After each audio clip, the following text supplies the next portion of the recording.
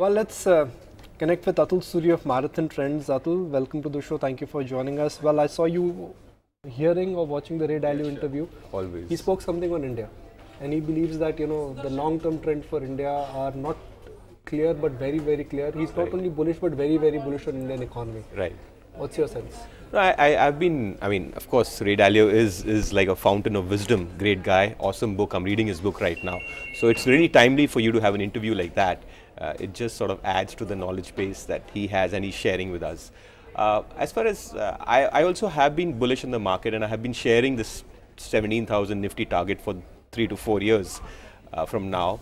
And I do think that the bigger story is going to be this whole transition into emerging markets. I find that the most exciting space that is going to really is already happening, very few people are talking about, is going to be the runaway in emerging markets. Emerging markets post 2008 have been a gross underperformer as an asset class. And what you are really seeing now is a bit of emergence, a kind of a breakout from this thing. So I do feel that you will see a very big run up in emerging markets.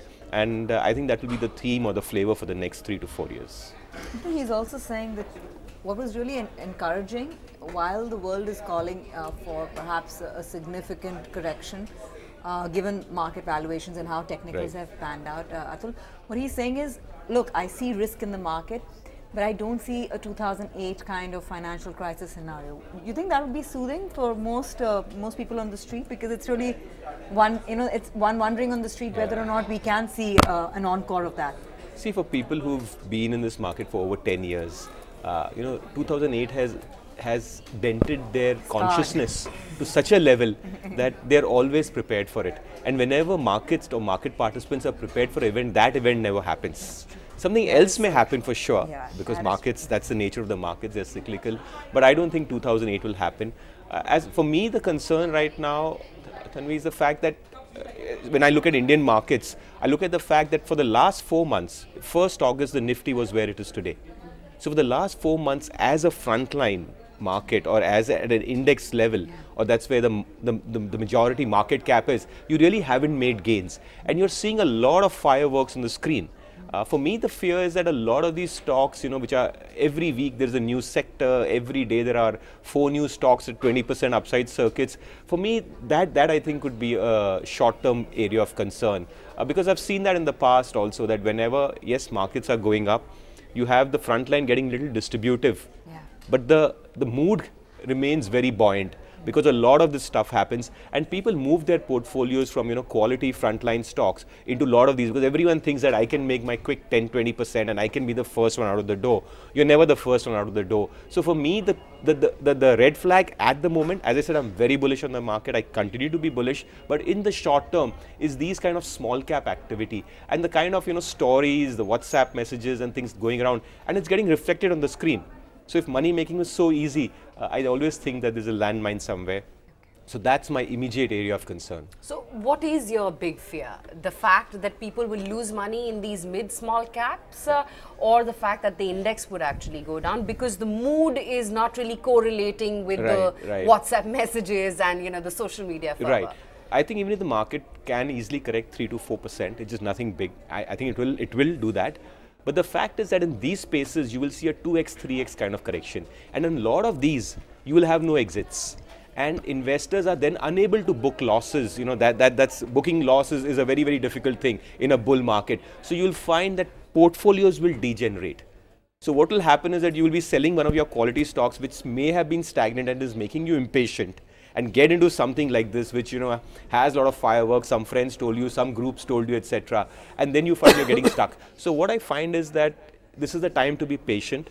You may have a lot of activity happening in these side counters, a lot of fireworks.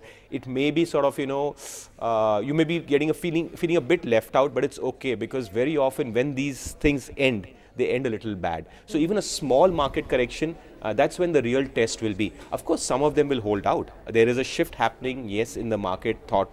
There are things changing, and that's when the true test will be. So for me, it will be too early to get into these newer stories and all these every month, every week pop-ups that are happening. You have to watch them through one correction. Whatever survives through its correction with its head head held high is something I would look at. But I think you have to be really careful of a pop-up where what's really happening on the screen right now. And you know, that pop-up I think was most evident when the PSU Bank recap came about. Right. Look at any of the SBI's, BOB or any PNB, people are having a hard time even covering their positions from that pop, which came the day the announcement came I think that's a perfect case in point, you know, because what happened is, if you see the biggest pop-up that happened in our markets in the last month has been the whole PSU Bank. PSBs, now, who held, nobody knew what was coming, right?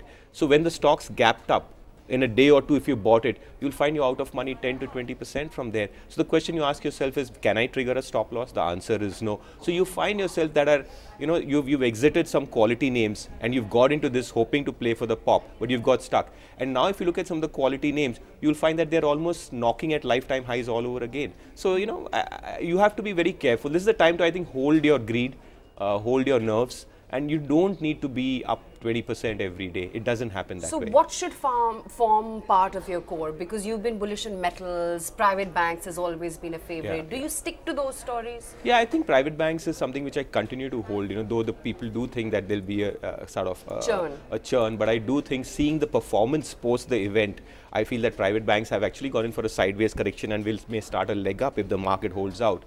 Metals is something which is again going through a correction, but when I look at, I don't trade markets for a few weeks, but when I look at the bigger sort of chart patterns of the underlying commodities, I feel that there's a very big bull run that is going to be on in commodities, and I think they will do well. I think autos are doing very well, auto ancillaries are doing very well, and you'll have a lot of pockets also of stocks that are, you know, on their own trending paths. So I would really look at that. I would, if 1 month or 2 months the market passes me by, I don't have those 20% upside circuit kind of stories, it's okay, because, you know, generally when markets correct, it's not very beautiful. And we are a part of a large bull market. One should not really get distracted. One has to look for compounders and be able to ride the journey. That's how I think you will create wealth. If you try to be the star every day, every week, you will find that there's so much churn in your portfolio, and always you find you're at the wrong end of the spectrum. Okay, so Atul, your preferences with private banks, autos and specialty chemicals. Give us 3 stocks representing each of these spaces. I can't speak stocks. Okay, fine. Then I'll let it go. But specialty chemicals, you think I think again a sector which really you know, nobody talks about. It has no index representation. But if you look at the price patterns and the way these stocks have been doing, I think they've been doing fantastically well. And it's not just a story that's emerged, you know, 3-6 months ago. It's almost a 2 to 3 year kind of story. And I feel going ahead, this sector looks pretty good to me. I feel that, again, an under-owned sector, a little spoken about sector. A lot of stocks may be more in the mid-cap kind of space, but I feel that a few years later, you know, you could see these very things emerge and volumes go up, they come in F&O, they come in indexes. So I think it's a transition you've seen before. Well, if I look at this bull market, we've not seen a sizable 5% correction. Right. You know, immediately after demonetization, we got the dip and it's been a vertical line. Absolutely. Best of the markets they correct. Right. In the last bull market, which is the mother of all the bull markets, right, I think there was not once but twice markets down circuits. Yeah, definitely. 2004, 2006. Where is that volatility? And if that volatility correction does not kick in, will this market become from healthy to unhealthy? I suspect, I mean, it's not the perfect correlation. We are more like the 2004 to 2006 space.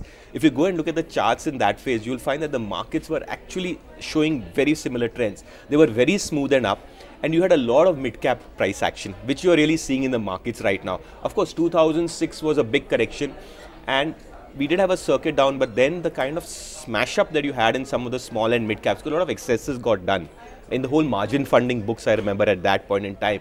So maybe that will happen. When it will happen, we don't know. But I really think that we are more in the 2004 to 2006 kind of space, where really, you know, you didn't have anything substantial to correct, but the market just kept going up, and walls of worries continued to there. And I think the big driver for us is the whole SIP kind of culture. Let's get closing comments on this SIP culture. Now, what's interesting is that you track the leverage market much more than I do. Sure. My sense is that even though we may be at an all-time high on the index, on the mid-cap index, and the small-cap index, I don't see that much of commitment in the market, at least in the F&O market. Right. It could be because of monies coming via you know, SIP flows, and retail investors are now feeling gratification because of participation. Right. But somehow the market is not really very levered up. Absolutely. Even I don't think so. That's why I think that, you know, that 2000, it's a little far away. That, in fact, you will notice that, Nikunj, if the market corrects 100, 200 points, shorts come into the system. And when shorts are still around, when short sellers are, you know, the last of the bears has to be vanquished. for something, for a real top to be happening. I don't think that is happening. You know, people are edgy, people are able to exit. You know, the savvy players are still very nervous. They're still sitting on cash. Even you started the interview with the call on correction. Yeah, absolutely. And I'm so bullish. I'm so bullish. So from that point of view, you know, and it's actually good sometimes. It's sometimes good, you know, to have a little bit of caution behind your head, because, you know, excesses don't happen, and especially towards the ending. And so you I know, think this particularly is a time when, you know, there's not much in terms of excesses in the system. So that's something to go by there. I think the overall market, yes. As I said, the excesses I find are in those small cap spaces, which are more, you know, as I said, the WhatsApp groups that are driving up stock prices. So I'm just trying to share my concern or fear of those spaces. So even a mild market correction can unravel massive losses. And apart from the losses, the bigger problem is that you find that your portfolio gets totally, you know, realigned or rejigged in a very, very adverse fashion. All right. Talking about that, Atul, just one final point before we let you go. There's one thing in the bull market on where to put your money. There's another thing on where to book out, because you're now reaching that juncture where valuations and growth are at loggerheads. You know, there have been the Bajaj Finances of the world, the HFCs of the world, where you're now wondering silently those stocks, like we were chatting, are off 30% from their top. So what is it that you now need to exit? Well, I really, as for me, who's a trend follower, really, you know, I have my stop losses in place, and I will continue to ride stocks or sectors as long as those are not triggered. Yes, you're right that certain sectors, like some of the NBFCs, have been on the back foot. But again, the test is that you have to, you know, time will tell you whether this correction is a trend reversal or just a correction. So for me, it still is a correction, and I don't think much trend reversal has happened. A few HFCs, yes, are on the trend reversal line. But overall, I don't think the whole private bank and the whole NBFC basket is something where the trend reversal is. I feel that private banks have gone in for sideways correction. Some of the NBFCs may be having a deeper or a more than desired correction, but I don't see any trend reversal. Trend reversal, I think, is a little far. The trend reversal in that space where I feel is maybe in some of the HFCs. Yes, that fall is a little more than what is due for comfort.